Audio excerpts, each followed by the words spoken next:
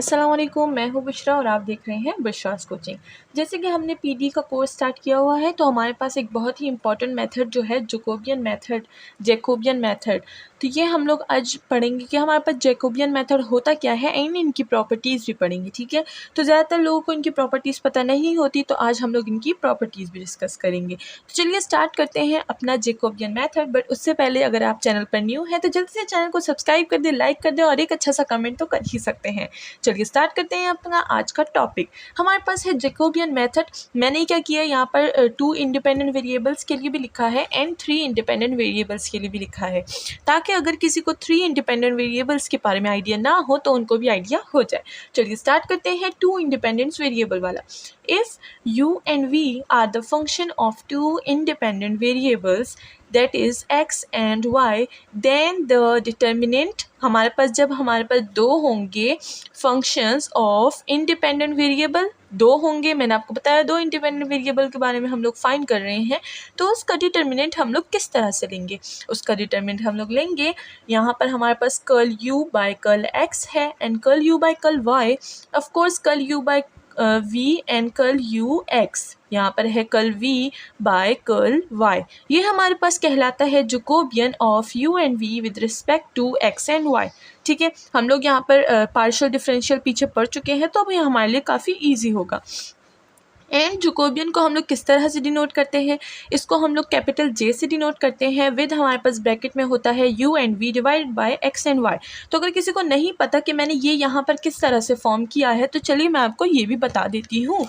चलिए यहाँ पर स्टार्ट करते हैं अपना थोड़ा सा तो चलिए स्टार्ट करते हैं। मैं आपको बताती हूँ कि मैंने यहाँ पर पार्शियल डेरिवेटिव किस तरह किया है। सबसे पहले तो हमारे पास जो जैकोबियन है वो u एंड v है विद x एंड y, ठीक है। तो यहाँ पर मैंने इसका डिटर्मिनेंट किस तरह से निकाला। सबसे पहले मैंने कर्ल u किया x के रिस्पेक्ट से, तो मैंने यहाँ पर x लिख दिया, ठीक है।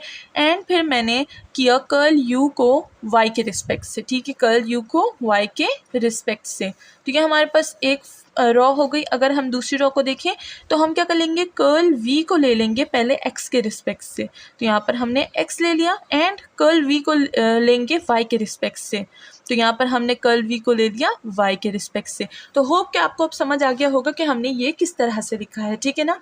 और अगर समझ नहीं आया तो एक बार फिर से देखें कि हमारे पास जो जैकोबियन होता है वो u v divided bye x and y होता है। तो सबसे पहले हम क्या करते हैं, ये जो हमारे पास u है इसको हम लोग 2 इंडिपेंडेंट वेरिएबल के रिस्पेक्ट से करते हैं। जैसे कि हमें पता है कि y एंड x हमारे पास इंडिपेंडेंट है, तो u को हम लोग करेंगे पहले x एंड y से, ठीक है ना। एंड फिर जो v है उसको भी हम लोग करेंगे x एंड y से, ठीक है। तो ये आपको बात समझ आ गई है। अब हम लोग बढ़ते हैं आगे अपने टॉपिक की तरफ।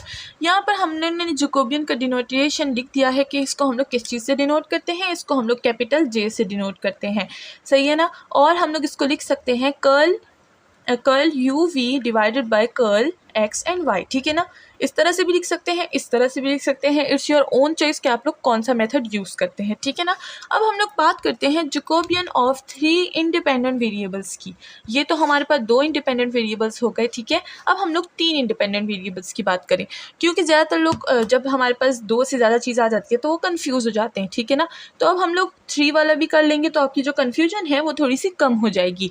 चलिए स्टार्ट करते हैं। यहाँ पर हमारे पास इंडिपेंडेंट वेरिएबल्स क्या है, 3, x y and z extra आ गया, तो हमारे पास जो फंक्शन है वो भी, उसमें भी हमारे पास 3 होंगे, u v एंड w, ठीक है ना। तो यहाँ पर हमारे पास independent x y and z है, हमने कर दिया है। अगर किसी को अभी तक नहीं पता कि इंडिपेंडेंट एंड डिपेंडेंट वेरिएबल क्या होते हैं, तो वो हमारे पास जो इंट्रोडक्शन है, हमने प्लेलिस्ट बनाई है पीडी की, तो इंट्रोडक्शन में देख सकते हैं। मैं वहाँ पर बहुत ही क्लियर तरीके से बताया है और बहुत ही ईजी वे से बताया, तो आपको समझ आ जाएगा, ठीक है। अब चलते हैं हमारे पास 3 वेरिएबल्स की तरफ, इंडिपेंडेंट वेरिएबल्स की तरफ। तो यहाँ पर जैसे कि हमने ऊपर u एंड v लिखा था, तो अब हमारे पास एक जो फंक्शन है वो ज़्यादा हो गया है जो कि है w, एंड इंडिपेंडेंट वेरिएबल भी एक ज़्यादा हो गया है जो कि है x। तो इसको भी मैंने उसी तरह से डिटर्मिनेंट फॉर्म में लिख दिया है। चलिए मैं यहाँ पर दोबारा से लिख देती हूँ। यहाँ पर हमारे पास क्या है, u v एंड w है, साथ में हमारे पास independent variable x y and z है। तो इसको हम लोग किस तरह से करेंगे, इसको हम लोग इस तरह से फॉर्म करेंगे। सबसे पहले u जो है इसको हम लोग x वाई एंड जेड के रिस्पेक्ट से पार्शियल डिफ्रेंशिएट करेंगे। तो क्या हो जाएगा, curl U by curl X, curl U by curl Y, curl U by curl Z. ठीक है, तो ये हमारे पास क्या हो गया, हमने u की फॉर्मेशन कर दी, अब v की फॉर्मेशन करते हैं। तो v की फॉर्मेशन किस तरह से करेंगे, x y एंड z से।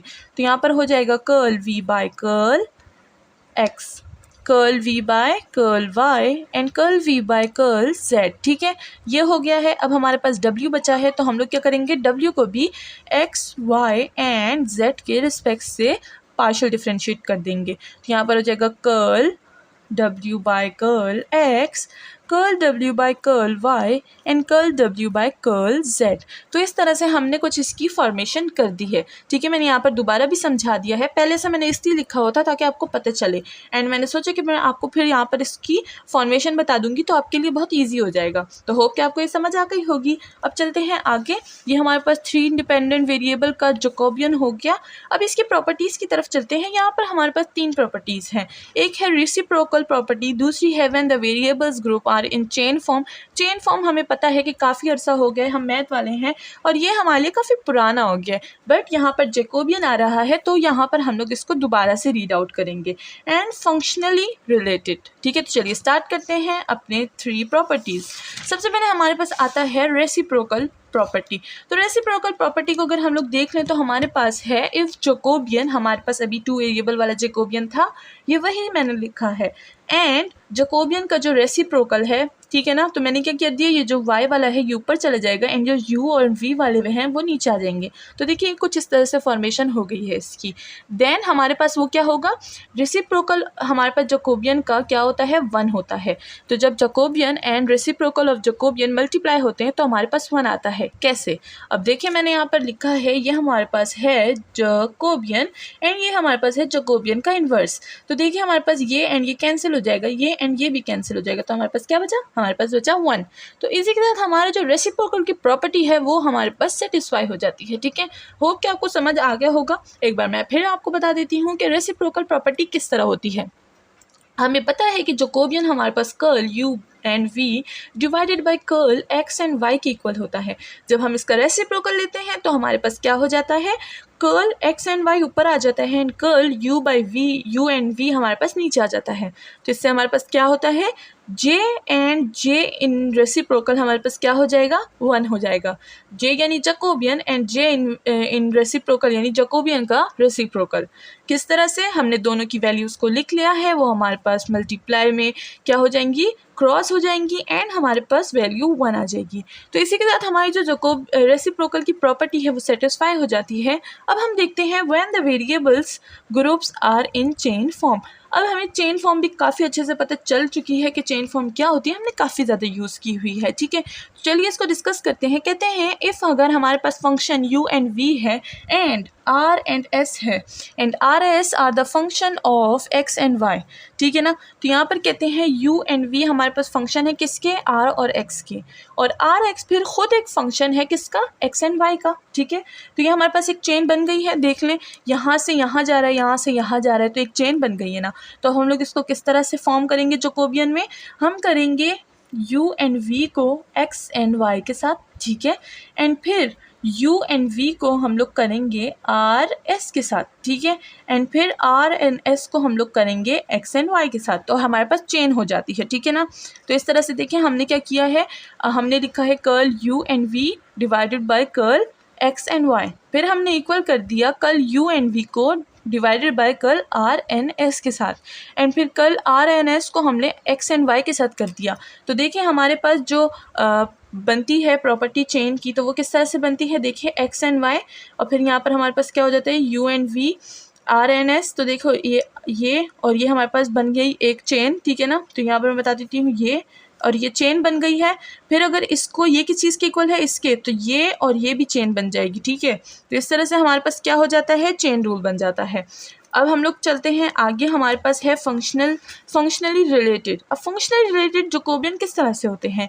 If u and v are functionally related to x and y, then हमारे पास जो वैल्यू होती है जैकोबियन की वो क्या होती है? वो ज़ीरो हो जाती है, ठीक है ना। If u v and w are functionally related then to x and y, then अगर हमारे पास टू वेरिएबल में भी फंक्शनली रिलेटेड हो u and v to x and y, तो हमारे पास ज़ीरो होता है। और अगर थ्री इंडिपेंडेंट वेरिएबल में भी फंक्शनली रिलेटेड हो तो हमारे पास क्या हो जाता है? ज़ीरो हो जाता है, ठीक है ना। इसको ज़रा यूँ कर देते हैं। हाँ, अब तीन वेरिएबल वाला हो गया। इसी के साथ हमारा जो आज का टॉपिक है वो हम लोग ख़त्म करते हैं और मिलते हैं नेक्स्ट वीडियो में with more topics, more problems, more solution and more more more. इसी के साथ चैनल को लाइक, सब्सक्राइब, शेयर करना ना भूलिएगा। Thank you so much.